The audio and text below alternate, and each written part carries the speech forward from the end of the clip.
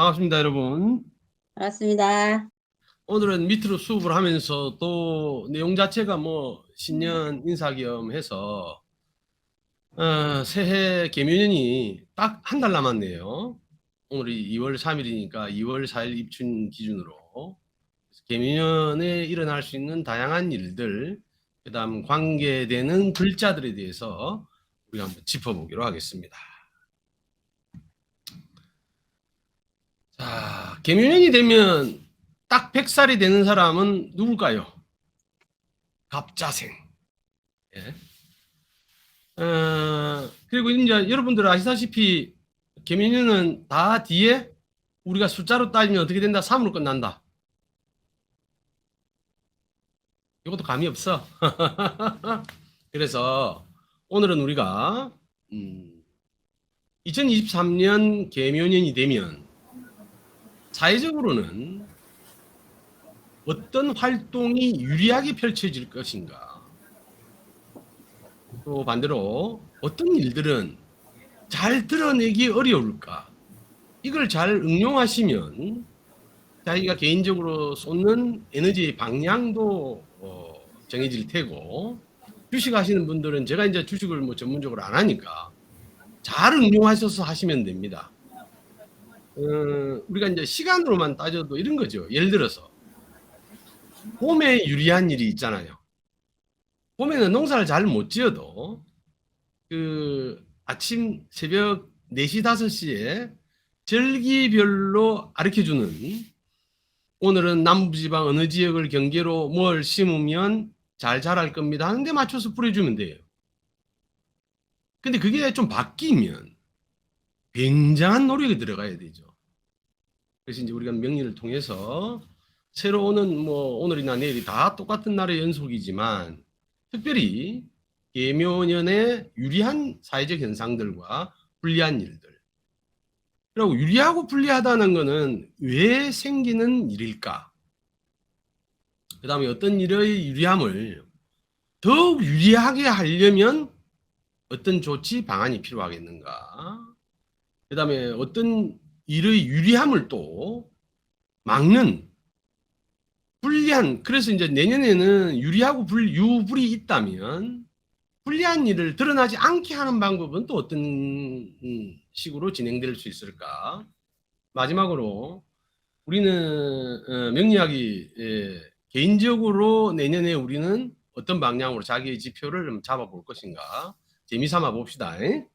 왜냐하면 개개인의 사주가 다 다르기 때문에 그 개개인의 사주를 보지 않고 내년이라는 계명에 맞춘 특별한 어떤 답안지는 굉장히 어려운 일이고, 여러분들 가볍게 보시면서 이미 명리 공부에 해보신 분들은 충분히 이해가 되실 겁니다. 그러니 그런 부분에 맞추어서 가볍게 다뤄보도록 하겠습니다. 자, 2023년 개묘년. 먼저 2023년 개묘년을 따지기 전에 역사적으로 개묘년에 일어났던 일들을 간략하게 한번 찾아봤습니다.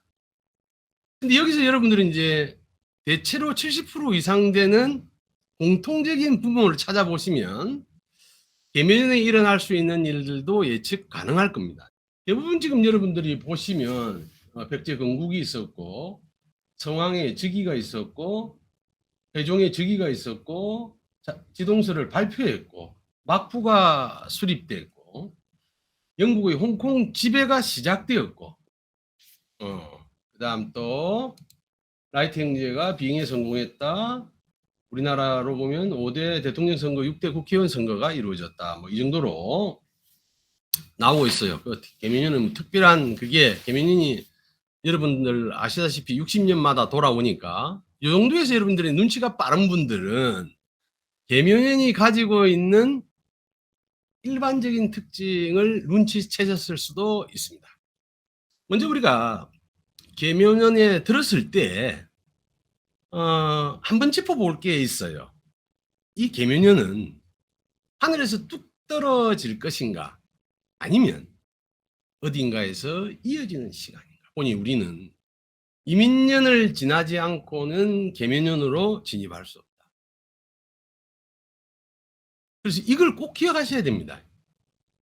계묘가 어느 날 나타난 게 아니고 이민이라는 아직까지 물론 한 달 남은 이 이민년의 에너지가 계묘로 바톤 타치해주는 이유 역시 여러분들이 좀 짚어보시면 재밌어요. 그러면 명리의 천간 변화들에 대한 이해를 빨리 할 수 있습니다. 예를 들어서 이미 이민년이 득세를 해가지고 올 한 해를 잘 보내면 이미 주인공이 돼서 무대에서 나와야 될 때를 모르고 갈 수 있어. 그러면 하늘이 이민년에게 1년 동안 주는 압박이 있습니다. 천간으로 보면 어떤 글자가 임이라는 글자를 끊임없이 압박했을까요? 무라는 글자겠죠. 무임충으로. 이제 명리를 해보신 분은 잘 아실 겁니다.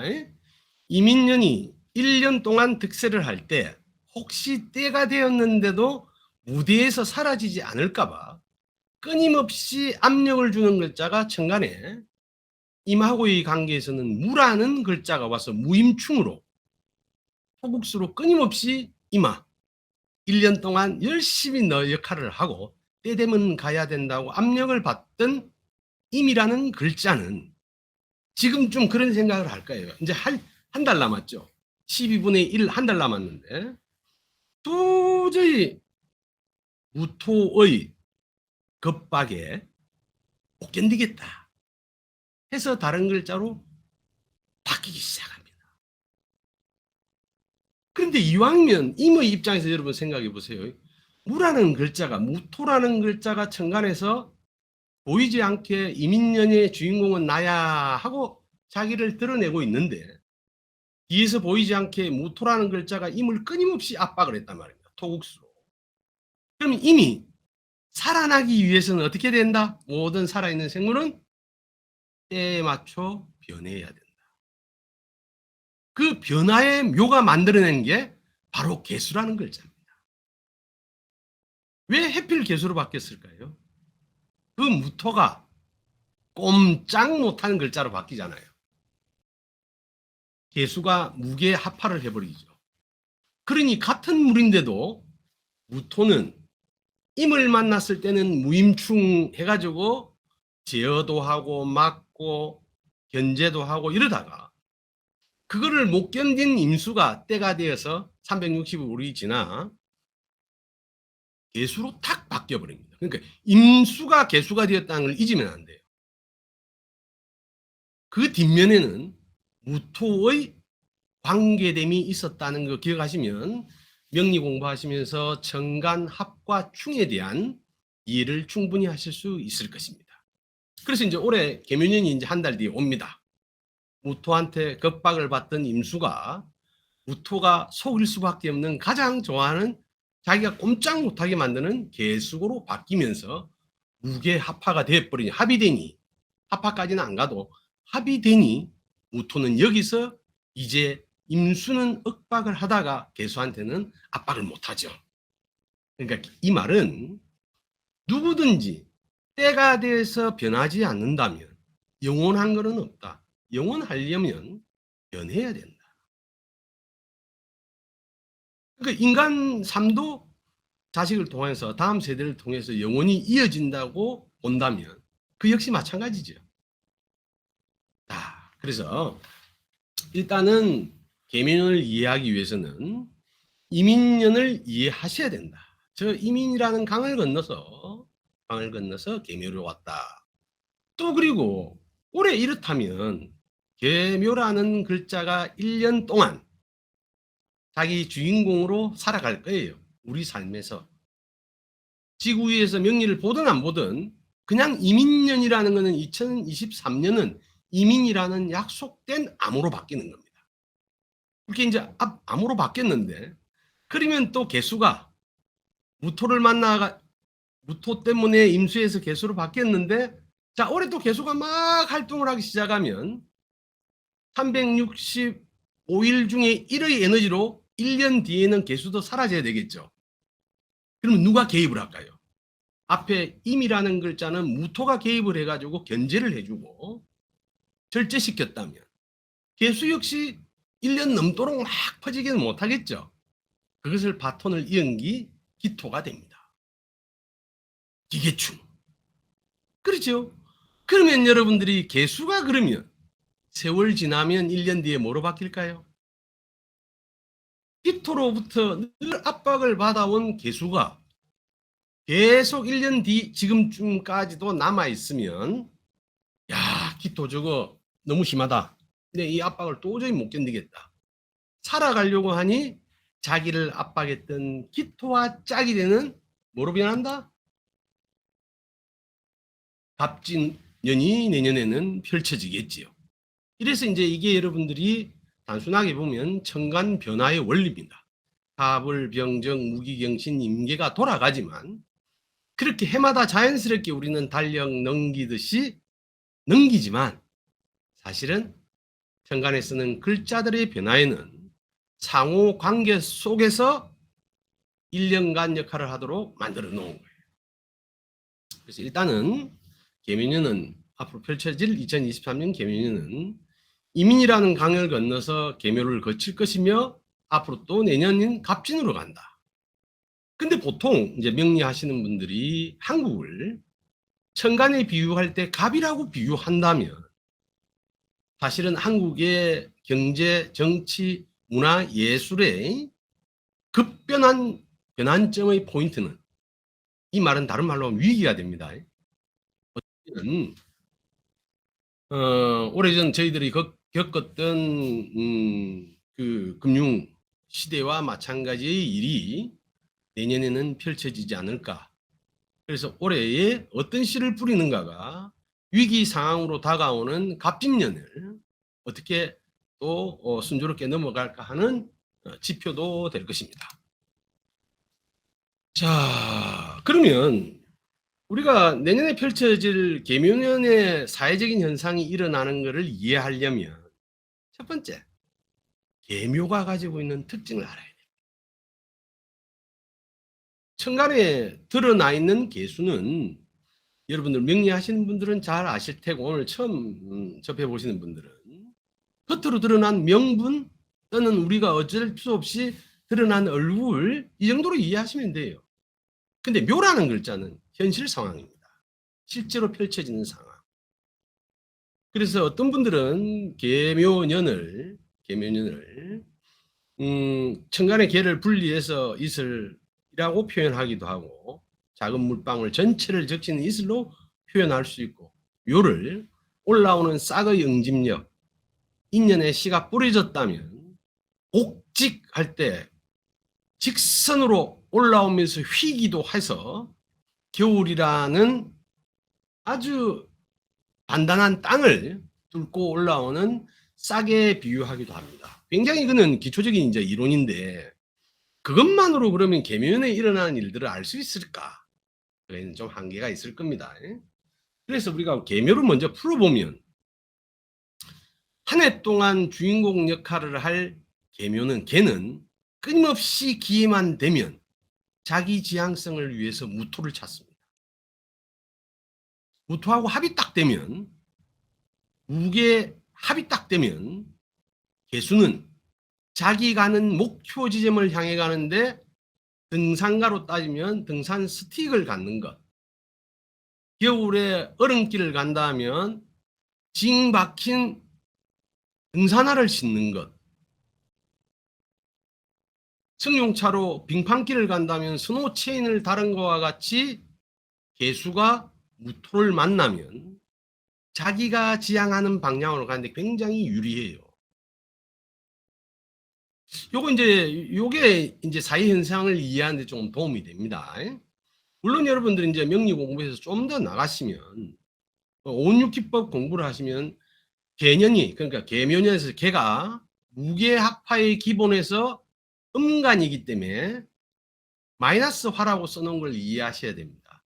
여러분들은 무년이 개를 만나서 인연이 돼도 무게합파 개년이 참 발음이 그렇습니다만은 개수가 무토를 만나서 합이 돼도 다 화라고만 공부를 하셨어.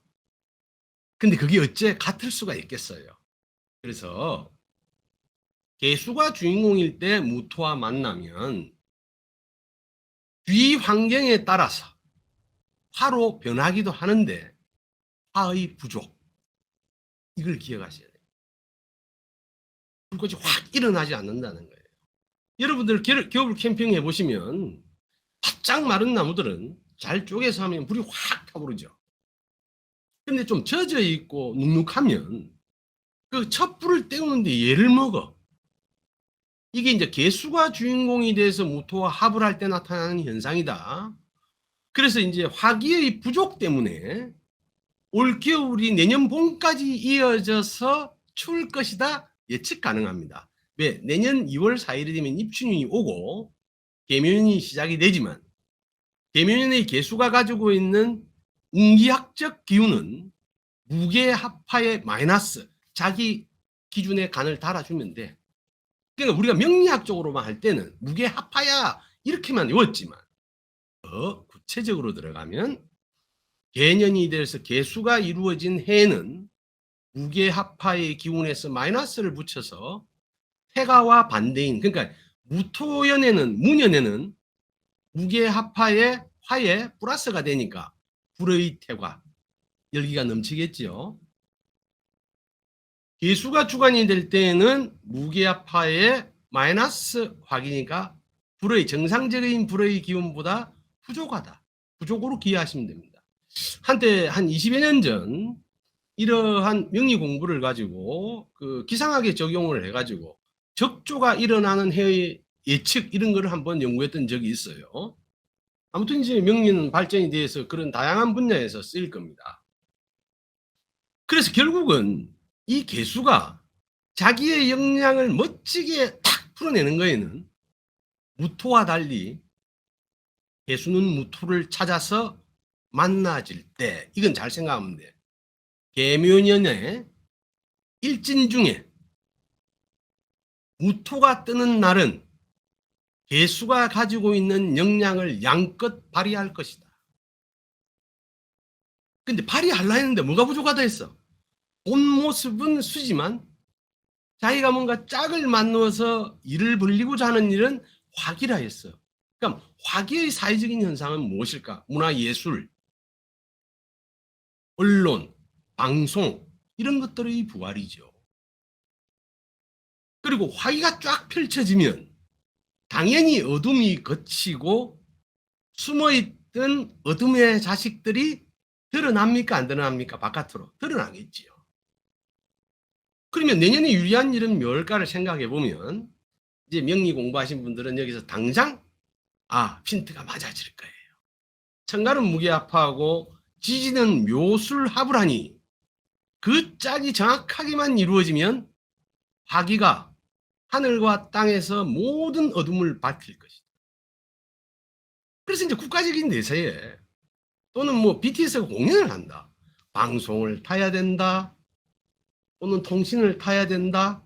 문화 부흥의 예술에 맞는 날은 어쩌면 무술일이 가능성이 높겠다.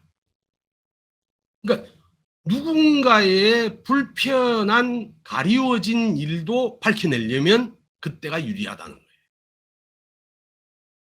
그럼 우리가 이제 숨어있는 병을 찾아내는 일도 우리 병원에 가면 엑스레이 찍고 MRI 찍고 MRA도 하고 MRI도 하고 온갖 거 다 하겠죠.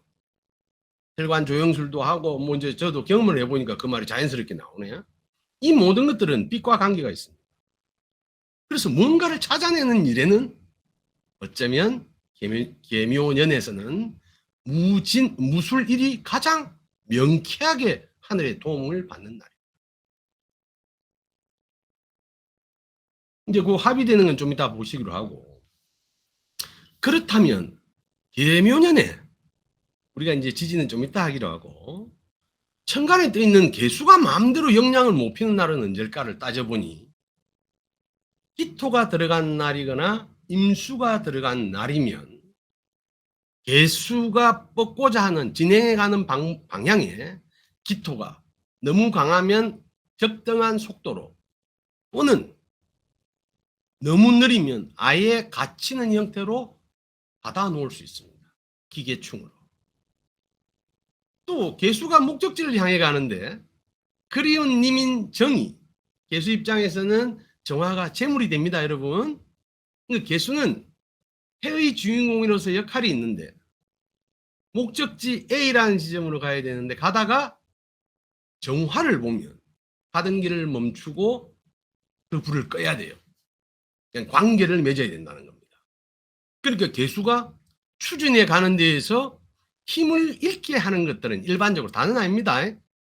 충분히 명리학적으로는 고려해야 될 게 긍정과 부정이 같이 존재하고 그 긍정인가 부정인가를 판단하는 것은 전문가가 전체적인 사주의 구성을 봐야 된다는 전제 아래서 오늘은 좀 가볍게 하자면, 그래서 계묘년에는 무로 시작하는 여러분들이 뭐 요즘은 달력에 보면 이래 날짜를 육식갑자로 적어놓은 달력도 있고, 또 그게 없는 분들은 앱 하나만 까시면 오늘이 천간 지지의 일지가 어떻게 되는가 정도는 다 아실 수 있습니다. 그래서 그걸 참고를 하시면 되는데, 아무튼 개수의 방향을 방해하는 것들은 기토 정화가 있을 수 있다. 개수가 무토의 날을 만나면 굉장히 자기가 가지고 있는 에너지를 힘껏 쓰는데 누군가의 도움을 받아서 더 이롭다. 근데 이론 방향이 어느 쪽으로 이로운가는 불과 관계가 있는데 불이 좀 부족한 상태로 붙더라. 그래서 불의 힘으로 뭔가를 팍 하려 할 때는 땅의 도움이 있어야만 가능하다. 그런데 마침 계면에는 밑에 묘목이라는 나무가 갑과 을로서 갑이 10, 을이 20을 지장간에 자리하면서 불 붙는데 도움이 줄 수 있다. 근데 이 묘목도 사실 따져보면 생목은 젖어 있는 나무와 같은데 이걸 한 방에 바꿔주는 글자가 지지의 저 반대편에 가면 있는 술토의 날. 이 날이 된다면 계묘가 가지고 있는 불의 에너지로 뭔가를 응징하거나 도움을 받거나 일을 진행하는 데서는 큰 도움을 받을 것이다. 저는 개인적으로 가볍게 이 정도로 생각해 봅니다. 자, 그러면 조금 이제 여러분들 오늘 이제 방송을 들어오신 분들은 그냥 가볍게 내년의 운세가 어떨까 정도였는데, 여기는 이제 공부하시는 분들이 전문으로 모인 데라서 제가 조금 이제 전문적으로 좀 들어가 보겠습니다. 지금 이제 계묘년에서 지진 묘를 우리가 집중적으로 검토해 보자면, 묘는 해묘미 삼합의 왕지입니다. 도화라고도 하죠. 좌오묘유를 도화라고도 하고 왕지라고도 해요. 이 왕지인 거는 인묘진이 봄인데 봄 중에서 혼탁된 기운이 전혀 없는, 이는 우리가 쪼개보면 여러분 잘 보시면 노란 흙도 좀 있고 무토도 있고 병화도 있고 나무의 색깔도 있죠. 그런데 묘목은 쫙 쪼개면 온전히 갑목과 을목밖에 없습니다. 그리고 자기 뺏기 모르니 집중도는 뛰어나겠죠. 토끼가 집중력이 뛰어나다는 건 아닙니다. 좌오묘유 자체가 자기 뺏기 모르는 외골수적 고집도 있다. 그러니까 고집이 있는 사람이 외골수란 말을 듣지, 고집이 없고 다양한 생각을 받아들이는 사람을 외골수라고는 안 하죠. 그러니까 장점은 붙어 있어, 안 붙어 있어? 외골수는 왜 또 도화라고 하는가? 자기가 자기 뺏기 몰라. 그리고 혼탁된 게 없으니 어느 칼라로 보면, 한 각도로 보면 마땅히 아름답다 또는 결정체다 볼 수 있는 거죠. 그럼 이제 우리가 묘년을 보면 이 묘가 우리 하루로 따지면 12시간, 1년으로 따지면 12달, 해로 따지면 12년 중에 묘가 중심이 딱 됐을 때 이거를 기운으로 따지면 나무입니다. 나무. 근데 나무의 삶은 저기 여러분 도표 해에서 보시면 나무의 삶이 시작이 해에서 시작합니다. 묘에서 아주 대단한 성황을 이루고 미에서 묘지에 들어요. 이 묘지에 든다는 것은 단순히 단일 세포로서는 끝남을 의미하지만 이때 묘지에 드는 게 씨앗을 하나 남깁니다. 그래서 미라는 데에서 끝나. 그러면 신유술에서는 어떠냐면 나무가 나무의 형태로 있지 않습니다. 꽃이 꽃의 형태로 있지 않아요. 위에서 아까 뭐가? 무덤이고 묘지니까 그 안에 한 삶의 흔적이 있겠죠? 그게 누구예요? 그 씨앗이 어디로 던져진다? 해로 넘어가는데 공중으로 넘어가는 게 아니고 지상의 땅 속에서 전달 마라톤으로 따지면 바톤을 넘겨줍니다. 그래서 신유술일 때 고개를 쳐들고 있는 씨앗들은 전부 다 날아가. 그러니까 이건 우리 인간 삶에 적용하면 어떨까요? 삶에서 12분의 3은 날짜로 따져도 그렇고 우리가 휴일에 쉬어야 되고 공휴일이 있듯이 12분의 3은 적어도 나라는 존재를 자연스럽게 휴식으로 취하라. 그럼 그때도 그러니까 나무라는 에너지가 신유술에 설치면 어떻게 될까? 굉장히 큰 타격을 보고 그 다음 해에 뿌려질 씨앗이 손상이 옵니다. 그럼 하루로 말씀드리면 토끼 묘자를 쓰는 시간은 5시에서 7시입니다. 우리 위도차 이거 적용하면 5시 반에서 7시 반에 완전 아침, 계절로 따지면은 3월의 봄. 그럼 하루의 아침의 에너지는 그때의 기분을 언제는 드러나면 안 돼? 저녁에 신유술 시에는 아침의 계획을 드러내면 안 돼. 아침하고 다른 삶이에요. 여러분 생각해 보세요. 아침에는 우리가 일어나서 세안을 하고 사회활동을 할 준비를 하고 산다면, 보내는 시간이라면, 그래서 출근을 하고 각자의 일로 시작을 한다면, 반대 계적인 신유술의 계절에서는 오늘 하루를 마무리해야 되는 겁니다. 그때까지 아침의 계획이 그대로 있다면 이건 분명히 하루가 잘못된 거죠. 1년으로 따져도 2년을 지난 묘년은 계절로 따지면 3월입니다. 양력으로. 봄에 씨를 뿌렸으면 씨의 형태가 성장해서 나무로 성장해서 신유술에 뭐로? 열매를 맺습니다. 그러니까 형태가 달라진다. 열매를 맺은 것은 일부는 열매답게 팔아야 되고 씨앗을 저장해서 언제? 해월에 잘 가꾸어 놔야 된다. 그래서 어딘가를 잘 꾸며놔야 다음 봄이 온 인년에 그 싹이, 인월에 싹이 펼쳐진다기보다는 올라오기 시작하겠죠. 그러면 여기서 이제 특징이 있어요. 올해의 개묘년에 토끼가 주인공이다 한다면 여러분들 뭐 검은 토끼 이런 거는 원래 명리학적 용어는 아닙니다. 상수라고 맞물려서 흑돼지 뭐 금돼지 이러면서 그런 상품 때문에 만들어진 건데 뭐 명리라는 측면에서 그걸 굳이 마케팅 하는 데서 뭐 올리 그런 일을 안 쓰기 때문에 우리가 여담으로는 보고 있는데 검은 토끼 흰 토끼 이렇게 이해할 필요는 없어요. 글자로 따지면 그런데 아무튼 중요한 거는 토끼 해에는 어떤 일이 제일 안 될까? 이거 주식하고 관계 있는 겁니다. 토끼의 해에는 토끼가 일반적으로 가지고 있는 속성은 여러분 유튜브 보시면 다 나옵니다. 뭐 산을 오르는데 다리가 뒷다리가 길어서 위로는 잘 올라가고 밑으로 내려가는 건 어렵고 집중력이 떨어져서 한 군데 못 있고 왔다 갔다 하고 토끼가 여우를 피해서 굴을 3개를 만들어가 여러분은 올해 토끼의 지혜를 닮아서 자기가 피해갈 군역을 한 3개는 만들어 이런 거는 지금 유튜브에 아주 훌륭하신 분들이 기본적으로 다 설명이 되어 있으니까 참조를 하시면 되겠고 중요한 거는 토끼해에는 에너지를 전혀 함부로 못 드러내는 3개의 글자가 있습니다. 에너지상으로는 하나예요. 금. 곰이 무성하게 자르려면 새가 와서 때리면 안 되겠지요. 그래서 지금 저기 제가 여러분 그림으로 보면 인상에 안 좋은 친구가 있죠. 울상을 짓고 있는. 신유라는 글자는 묘년에는 사회적 환경으로 드러나지 못합니다. 토끼가 여러분 알다시피 목계가 가지고 있는 계획하고 기획하고 아동과 관련이 있고 유아와 관련이 있고 미적인 것과 관련이 있고 새로운 일을 기획하고 계획하고 그래서 아까 역사이래로 계묘년에 생긴 일들을 따져보니까 어떤 일을 시작하는 일, 즉위하는 일들이 많았어. 사회적으로 보면 올해 많은 인사가 이루어질 거예요. 국가나 대기업을 근거로 본다면. 새로운 일들을 계획하게 될 거예요.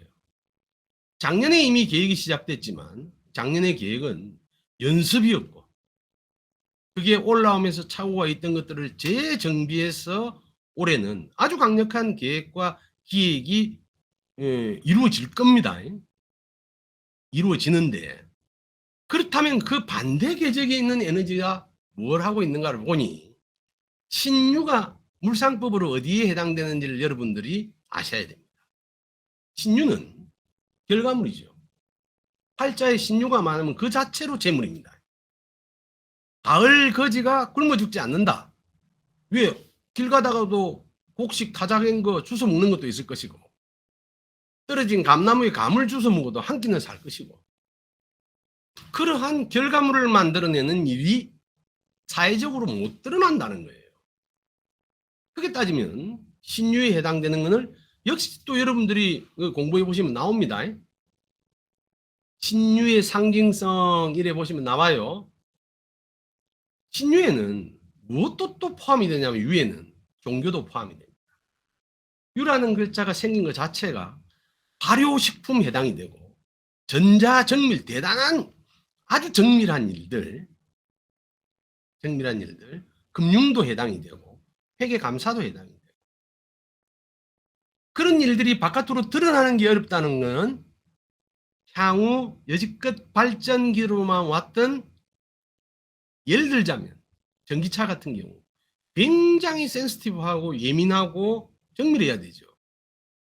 물론 우리 그 엔진 차들도 마찬가지지만 여태까지 이제 발전해 왔으니까 그런데도 불구하고 완성도가 문제가 있어 사고 사건이 생기는데 그렇게 추진해왔던 일들 중에 마무리가 안 된 것들은 올해 굉장히 어려움을 겪을 것이다. 그럼 종교도 우리나라 종교가 많습니다만 각 종파별로 올해에 내후 요한을 겪게 됩니다. 이유가 종교라는 근본적인 유라는 에너지가 드러내놓고 못 쓰니 천방지축 흔드는 사람들이 기어나올 것이다. 내가 교준이 새로운 종파를 만드는 일, 새로운 종단이 이루어지는 일, 뭐 어느 종파를 제가 가르칠 수는 없습니다만은 몇 년 전까지 그 모임에 회장을 하던 사람이 사단으로 또 사탄이라 해야 되나 사단으로 몰려가지고 공방전이 이루어지는 일들. 그러니까 이제 유에 해당되는 일은 이미 묘년이 오면 대단한 분란 속에 재정립, 혁신하지 못하면 사멸되거나 종집을 찍어야 되는. 아무튼 묘년에는 여러분 주식하시는 분들은 그 힌트를 얻으시면 됩니다. 신유에 해당되는 것들은 정신문화 종교도 해당이 되지만 큰 틀로 따지면은 철강산업도 됩니다. 이러한 것들이 다는 아니겠지만 부분적으로 혁신을 못 겪으면 그러니까 숨어서 참고 지내는 시기를 못 겪고 연그러지지 못한 것 종목들은 뜨지 못한다. 이걸 여러분들이 기획하셔야 돼요. 그러니까 적어도 여러분들 생각해 보세요. 명리 공부하시는 분들은 계묘 여러분들 화면에서는 어떻게 보일지 모르겠는데 목이라고 동그랗게 해놓고 삼합 그림이 있는 거에서 축하고 사하고 유에 제가 번개 폭탄 터뜨리는 걸 보셔야 돼요. 묘라는 글자와 내년이 이루어질 수 있는 어떤 관계사의 글자들이 대표적인 게 사유축입니다. 그럼 묘로 따지면 축이나 사는 상문조객살, 벽각에 해당이 되고 이 말은 내년에 묘가 주인공이 되면 축이라는 글자를 팔자에서 쓰는 사람들은 그 축의 역할이 발목을 저는 일이 생긴다. 건강히 유지하셔야 되겠죠. 그럼 자기 사주를 보는 기준에서 본다면 어떻게 보면 돼? 육친법상 어떻게 해당이 되는 거야? 팔자에 사라는 글자가 있는 사람은 한 발 한 발 내딛는 거를 조심해야 된다. 왜? 묘가 주인공이 되면 사가 가지고 있는 글자를 완벽하게 풀쳐내지 못해. 사가 해야 될 일은 사중의 경금이라는 씨앗을, 가을의 씨앗을 넘겨줘야 되는데, 목이 쳐다보고 지금은 야 봄인데 너 뭐해? 조금 전에 설명했지. 금의 기운은 나오면 안 돼. 그러니까 전달해주는 작업에서 굉장히 어려움이 있겠죠. 그럼 팔자로 예를 들자면 합인일주인 장암은 사화를 식상으로 쓰고 있습니다. 그거를 펼쳐내는 사람은 묘년이 만났을 때 금으로 전달되는 게 어려우니 망신 안 하도록 노력해야 된다. 합인일주의 입장에서는 경금이 뭡니까? 관이죠. 인기의 별이기도 하고 관이기도 해. 자식이기도 하고. 근데 이제 내가 경솔히 행동하면 그거로 인해서 내 자신한테 불명예가 돌아올 수 있을 것이며 자식한테도 해가 될 수 있겠다는 것을 기억해야 된다. 또 가불목 입장에서는 축이 재물에 해당이 되죠. 육친상 아버님이 살아계신 분들은 아버지의 건강이 발목을 저는 일이 있으니 여기서 발목은 실제 발목은 아닙니다. 절 수밖에 없는 상황, 좀 쉬어갈 수, 큰 병은 아니라도 이런 일이 있으니 미리 짚어보자. 그게 돈에 해당이 되면 내 돈이 조금 애로사항을 겪을 수 있으니 미리 준비를 하자. 이게 자기 남편에 해당이 된다면 그 남편의 어떤 일에 한번 상가 조심해 보는 거 나쁘지 않을 거예요. 그러니 결국은 묘년이 주인공이 되면 실제 현실에서 관계되는 글자들을 보니 잘하는 글자는 자묘형 할 것이고, 그죠? 그런 관계를 쭉 훑어보시면 되는 거예요. 특히 유라는 놈이 꼼짝도 못하고 자기 에너지를 못 내놓고 있으니 원래는 기운상 유금이 묘목을 만나면 바로 절단낼 수 있죠. 묘유충으로, 금극목으로. 그런데 이때는 주인공이 누구야? 주인공이 묘로 왔단 말이야. 그러니 이거는 세상의 이치상 대놓고 자르지를 못하니까 금의 입장에서는 화딱질이 날까 안 날까? 화도 나고 분하고 억울할 거예요. 사회, 정치, 경제, 문화, 예술 모두 다 유금이라는 에너지를 쓰는 어떤 일들은 올해 자기 소리를 내기가 어렵다. 그러니까 팔자에 유금이 있는 사람은 자기가 일지에 유금을 쓴다면 자기 자신이 재적인 활동이나 부인이 될 수도 있고 재물이 될 수도 있고 어려움을 겪을 것이고, 팔자에 유금을 식상으로 쓰는 사람들은 엄마 같은 경우에는 나의 자식이 유금에 해당이 되면 내 자식이 자기의 역량을 펼쳐내는데 제한 또는 한계가 있겠다고 아십니다. 자, 여러분. 그런데 또 지지에는 명리고 공부가 재밌는 게 이렇게 해서 불가피하게 12글자 중에 적어도 9가지는 드러나든 안 드러나든 활동을 하고 사회적으로 쓸 때 3글자는 시게 해준 장점도 있습니다. 그럼 올해 신유에 해당되는 에너지들은 스스로 알아서 쉬면 불편할 일이 있을까 없을까? 없지. 누구나 요즘은 일요일 되면 토요일, 일요일이 공휴일이라서 쉬지요. 그런데 업종상 그렇지 않은 분도 있는데 우리가 토요일, 일요일을 쉬겠다는 것은 사회적인 약속이고 우리가 자연적인 삶 옛날에 이제 아주 옛날로 돌아가면 그냥 돌아가면서 일주일 중에 이틀은 쉬자 하면 어떤 사람은 목화가 쉴 끼고 어떤 사람은 20개 쉴 수도 있는 거고 그렇지 않습니까? 농경의 사회로 가면 일할 땐 일하고. 자, 그렇게 따지면 이렇게 자연의 배려는 13분의 12분의 지지가 12개니까 12분의 3은 휴식 취함을 마땅함으로 지적해놨습니다. 근데 마땅히 쉬어야 될 때 안 쉬고 드러난다는 것은 죽음을 각오하는 일이어야 됩니다. 그래서 이제 올해는 어떤 힌트를 갖고 계시면 된다? 건너계적인 신유의 일을 펼쳐내는 데는 한계가 좀 있겠다.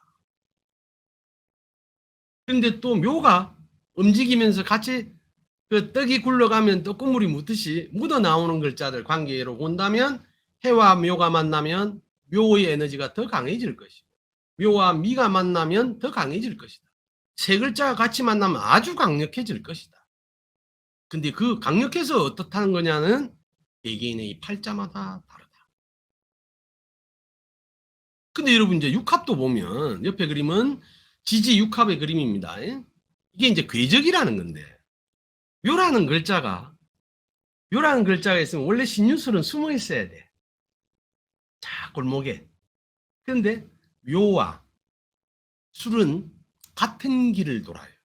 이걸 여러분들이 이해하시는 방향으로는 내가 타는 버스 노선, 묘가 타고 늘 움직이는 버스 노선이 술이 타고 다니는 버스 노선하고 같아. 만나질 확률이 높겠죠. 이렇게 딱 만나지면 반대의 계적임에도 불구하고 그러니까 묘년이라는 글자에 있을 때 묘월이나 묘일을 만나면 아주 강력하게 합이 돼서 육합 6개의 합을 육합이라 하는 겁니다. 근데 그 이유는 우리가 인연이라 하지요. 인간적인 인연이 아니고 길의 인연, 가는 계적이 같은 거. 내가 좋든 싫든 아침에 출근할 때 한 번씩 비추어지는 같은 버스를 타는 사람 또는 회사에서 만나는 사람 내 행동 반경 안에 있는 사람 그거를 굳이 찾는다면 묘의 입장에서는 술이라는 글자란 말입니다. 근데 이 두 개가 만나면 눅눅해진 나무에 불꽃이 붙어버립니다. 왜냐하면 술이라는 땅 안에는 타다 남은 불의 재가 아직까지 존재해요. 그러면 아까 처음에 설명드린 천간에 있는 개수가 무게합화로 만나고 지지에 있는 묘가 묘술합화로 만나는 1년에 딱 6번 있는 무술일에는 어둠을 밝히는 어떤 행위를 행할 때 굉장히 큰 도움을 받을 것이다. 그럼 먼저 밝아지면 싫은 사람은 어떻게 해야 돼? 무술일날 월차를 내고 지하실에 숨든가 산속에 숨든가 쉬든가. 그럼 이건 이제 도선생님들이 조심해야 될 일이 올해는 언제라고? 무술일날 밤일 하시는 거 조심하셔야 돼요. 어둠이 쫙 한 번에 거치면서 밝혀지기 때문에. 그 다음에 사회, 정치, 문화적으로도 해결하지 못한 일들이 계묘년 무술일이면 그래서 그건 우리 앞으로 지켜봅시다. 그 점이 꼭 그날은 아니겠더라도 그 점이 뭔가를 밝혀내는 모티브가 될 것이다. 그것도 밝혀내는 것을 싫으면 아까 어떤 글자들을 대동하면 된다 했어? 앞에 앞 시간에 들었던 분들은 기억나실 겁니다. 그죠? 서두에 개수가 무토와 합을 못하게 하는 글자 기토나 정화를 부근에 던져 놓으면 무게합이 이루어지지 못해요. 묘가 술하고 같은 길에서 만났는데 거기에 못 만나게 하려면 유라는 글자를 던져 놓거나 진이라는 글자를 던져 놓으면 묘술 합을 방해하는 술진충, 묘유충이 이루어지는 거로 묘술이 만나도 불꽃을 만들어내지 못한다. 그러니까 이제 이 명리는 자연의 순리대로 있으면서 우리가 그걸 어떻게 활용하는가의 문제입니다. 이걸 다른 말로 하면 씨를 언제 뿌리는 것이 마땅한 일인가? 각 곡물마다 채소마다 야채마다 뿌리는 시기가 다르죠. 여러분 기억하실 거예요.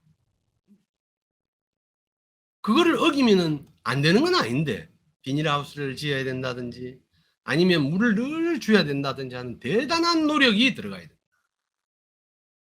인위적인 노력이 들어가야 된다. 그래서 기억하셔야 될 거는 명리 공부하시는 분들은 이런 표정도의 궤적에서 각 글자들이 개인의 사주를 감명함에 있어서 어떤 글자를 쓰는 사람들은 육친법상 올해 어떤 일이 예측 가능하니 조심할 수 있는 거는 삼가 조심한다면 돌다리도 두드리고 와서 두드리지 말라며 돌다리는 확실하니까. 자, 여러분. 그래서 정리를 해보면 이렇습니다. 계묘년에는 무수리를 만나면 천간지지 계묘가 만나서 자기의 역량을 화라는 에너지로 펼쳐내는데 굉장히 유리할 것이다. 그러면 여기서 또 하나. 올해의 힘든 일들은 무엇일까? 개수를 여러분들은 임수와 달리 금융이라고 생각하시면 안 됩니다. 개수는 언제든지 그러니까 간목으로 넘어가는 단계니까 물기가 다 끝났어요. 무기합화로 가려는 에너지가 많습니다. 그러면 올해 주력돼서 주인공으로 못 쓰는 것은 금수를 못 써먹는다고 보면 금리 계속 오를까 안 오를까? 가을까지는 아주 굉장히 상승폭을 가지고 올라갈 것이다. 땅도 어려움이 옵니다. 토도. 지금 이제 화로 완전히 간 게 아니고 목이 주인공인 계적으로서 쓰고 있기 때문에 목이 움직이려면 희생해야 되는 게 땅이에요. 부동산의 어려움이 작년부터 왔습니까? 안 왔습니까? 왔지요. 올해에도 완전히 결정타를 뗄 것이다. 금융 분야 어려울 것이고 정밀 전자, 종교, 예술 어려울 것이고 그 어렵다는 게 다른 겁니까? 코로나가 그러면 쉽게 불이 확 안 퍼진다는 거는 코로나가 아직까지는 더 간다. 근데 이제 우리는 현대인들이 알아야 될 게 코로나가 끝나면 다른 병은 없겠는가는 이미 지구를 너무 괴롭혀 와서 다음 타자의 병이 또 기다리고 있을 겁니다. 그래서 적정 인구, 적정 시스템을 지구도 살기 위해서 자기 정화를 시킬 수밖에 없다. 오늘 한 번 더 말씀드리면 코로나가 연정 코로나가 나왔는데 8만 명이라는 사람이 오늘 코로나에 걸렸고 이 코로나는 그 전에 걸렸던 거에 대한 면역이라제도 없고 그래서 검사를 하는데도 아직까지는 음성으로 나왔는데 코로나일 가능성이 굉장히 높대요. 고도의 관절염과 폐렴을 동반하게 되고 그 고통은 기존의 코로나보다 5배가 세답니다. 여러분들 너무 겁내고 움츠릴 일은 아니지만 토끼 해가 온다고 해서 아직까지 천방지축으로 뛰어다녀서는 안 되겠다. 이거 기억하셔야 돼요. 그래서 부동산 문제 아직까지 해결 안 될 것이다. 금융 해결 안 될 것이다. 전자정밀 한 일들은 한 번 변화를 일으키거나 세대 업그레이드를 해야 된다. 그럼 이런 모든 것들이 올해 계묘년의 주된 에너지들이 언제 되면 싹 수그러들까 하는 여러분 생각해 보세요. 계묘년도 계묘년 안에서 가장 버라이어티하게 목기가 왕성할 때는 봄이겠죠. 당장 내년 다음 달부터 지금부터 시작돼서 다음 달로 이어지는 임묘진 4, 5, 미까지는 그러한 일들이 우리가 예측한 계묘년의 일들이 이어질 것이다. 그런데 또 계묘년이라 해도 계묘년의 묘라는 글자가 천간의 무게합화의 에너지가 삭해지는 때는 언제인가? 삭감됐는데 계절이 신유월로 넘어가면서 6월로 넘어가면서는 어느 정도 안정지세를 가질 것이다. 그런데 이제 그 뒤에 기다리고 있는 갑진년은 우리에게 어떨 건가는 상당히 명리학자들의 대부분이 걱정하는 해입니다. 대단한 경쟁으로 우리를 한 번 더 변화시키지 못하면 꿈속만 헤매다가 많은 해가 될 수도 있다. 그래서 올해 준비를 하셔야 될 분들은 봄은 봄대로 가을이 회복이 될 때 어떻게 해야 되겠는가를 슬기롭게 잘 해내가셔야 됩니다. 그리고 여러분들 지금 요 표에 걸쳐져 있는 글자들이 자기 팔자에 있다면 그런 쪽의 에너지하고 연결되니 한 번 더 살펴보시라. 그거 당부 드리고. 자, 그래서 이제 샘플 한 두 가지 말씀드리면서 오늘 수업을 마무리할까 합니다. 당년 55세 계면년 55세의 여성분이신데 팔자 구성은 기유년의 정축월에 을사일의 경진시를 쓰는 분입니다. 그런데 이 사주는 뭐 전문가마다 해석이 다를 수도 있겠습니다만은 축월의 을목으로 태어난 을목은 을목이 가지고 있는 역량을 발휘하기 굉장히 어렵습니다. 근데 지지 구성이 사유축 삼합으로 아주 강력하게 금국을 이루었어요. 그러면 이거 걱정할 필요가 없는 게 을목의 옆에 뭐가 있어요? 간목이나 경금이 있으면 등나개갑, 능꿀나무인 식물인 을목은 언제든지 쇠 중심 축이 있거나 큰 나무가 있으면 우리 등꿀나무는 나무 타고도 올라가지요. 포도나무 같은 경우. 또 쇠기둥이 있으면 타고 가지요. 그래서 자기가 연약한 능꿀나무가 아닌 척하고 살기 때문에 그러고 음간은 합을 해서 아무 피해 볼 일이 없어. 계절의 분도 맞고. 그래서 지지사유축합금에 경을 합금됐으니 저분은 이런 팔자로 태어나신 분들은 직업이 내 인생에서 직업을 잘 정했으면 직업이 내 인생에서 자기를 구제해주는 첫 번째 여유주가 됩니다. 근데 또 시집도 가서 그걸 관으로도 쓸 수 있으니 건국이 일찍이 시집을 갔다면 좋은 신랑을 만나서 신랑의 바운다리 안에서 신랑이 행복한 안 행복한 거로 내 팔자가 정해지네. 그래서 합의되는 사주는 그 사주만으로 주인공으로 못 본다. 저번 시간에 수업했던 기억나십니까 여러분? 어떤 사람이 왔는데 인생의 주도권이 아무것도 없는 사람이 팔자를 내놓고 내 행복하겠어요? 물어보면 그 정도 볼 줄 알아야 된다 여러분. 인간 삶은 우리가 철학적으로 다 주체성을 가지고 있고 자기의 삶을 산다고 하지만 그건 이론이지. 세상사에 후돌려서 진짜 행복을 놓치고 사는 사람들이 얼마나 많습니까? 지금 샘플로 본 사주 같은 경우는 아예 자기를 버리고 을목이 금으로 흉내내서 가버렸다고. 자, 그런데 이런 데도 문제가 오죠. 대운이 대운인 53세 미가 오면 사유축 합금인 금으로 간 금 중에서 미를 일단은 와해시키고 올해 특히 올해가 제일 중요합니다. 이분한테는 계묘년이 오면 어떤 현상이 생기나 지지만의 문제로도 골치 아픈 일이 있어요. 첫째로 이 사주의 제 편제인 기토는 개수를 제어하는데 손님마저로 나가야 돼요. 그리고 강력한 사유축 합금이 유금을 중심으로 올해의 주인공하고 절대적 싸움을 겁니다. 그럼 나타날 수 있는 일, 첫째, 등굴나무에 뿌리를 두고 있는 내가 칼날을 맞아서 줄기가 끊길 수 있다. 왜? 바깥에서 오는 글자지만 저 글자는 상황에 따라서는 을목하고 동일시되는 나일 수도 있습니다. 또는 본인이 건강에 문제가 없다면 형제나 친구. 이걸 또 반대로 말하면 여태까지 경금에 기울여 살던 을목이 이때쯤 어떤 변화가 오냐면 심리적으로는 내 때가 됐으니 나도 이제 경금에서 벗어나서 을목으로서의 주도적인 삶을 한번 살아보자고 주장할 때 여태까지 잘했던 사람이 그러니 부부지간의 갈등 생길 수 있죠. 자, 그럼 팔자에 천간에 있는 경금과 지지에 있는 유금은 직업 또는 남편인데 이분이 직장 생활을 한다면 이직의 가능성도 있어요, 없어요? 경쟁자의 출현.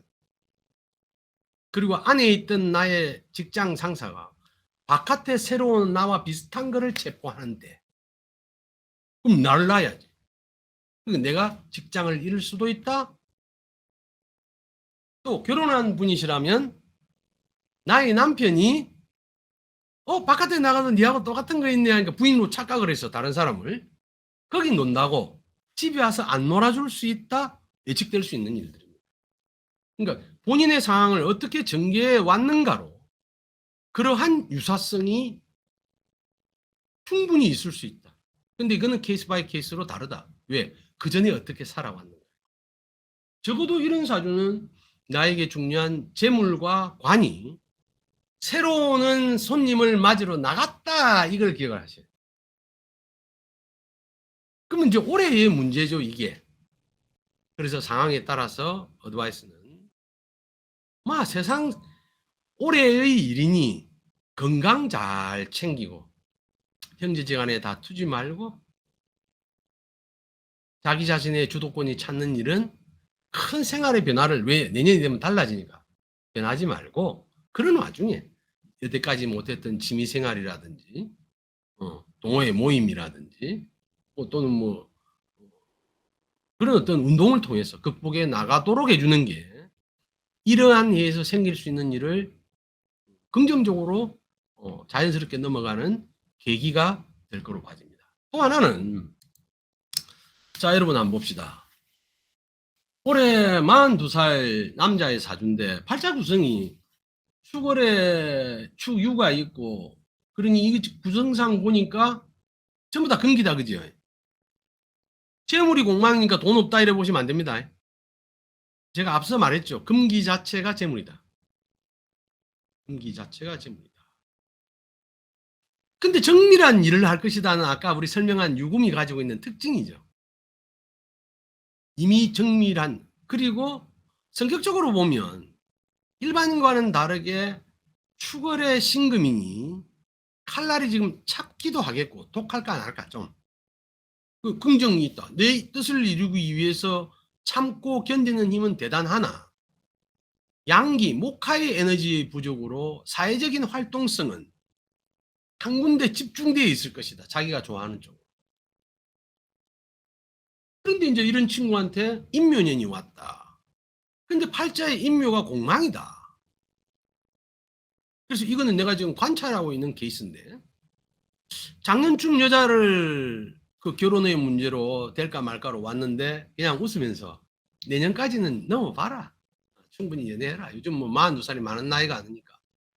올해 이 기운이 왔을 때 벌써 헤어졌을까 안 헤어졌을까? 올해 이제 유의 기운이 왔지요. 빠른 사람들은 언제? 동지 때 오지요.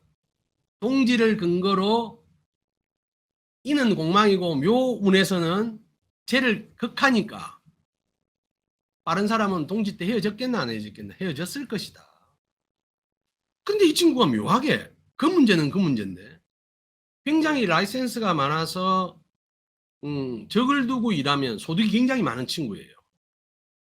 근데 인묘연애는 적만 두고, 자, 올해가 작년하고 올해가 제공망이죠. 공적인 돈을 써라. 우리가 늘 이야기하는 게 공망을 나쁘다고 보지 마라. 팔자의 공망이 유용성으로 본다면 교육, 종교, 예술에는 굉장히 멋지다. 공익사업에는. 그래서 이 친구가 공익사업을 하는 건 아닌데 묘하게 작년하고 올해를 어떻게 지내는가. 고마 한국을 떠나서 여행을 댕기고 살아요. 여러분 팔자 구성 보면 아주 딴데 못 치지요. 이 사주는 구두쇠란 말입니다. 그러니까 이런 사람이 자기 운을 알고 올해는 결혼의 문제를 아무리 애를 써도 힘들겠구나 해서 시간적인 여유를 갖는 거예요. 직장을 다닌다면 재적 환경에서 타격을 입으니 작년에 이미 인중병화를 못 쓰게 되었죠. 공망이니까. 공적으로 써야 되니까. 공공근로나 하러 가든지 아니면 휴일을 취하면 돼. 이럴 때 긍정적인 자기 취미 활동이나 운동을 즐기고 여행을 다닌다면 마땅히 그 시절이 요구하는 일을 하는 거라.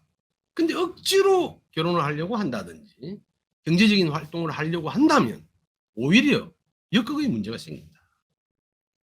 그래서 이제 우리가 사주가 전부는 아닙니다.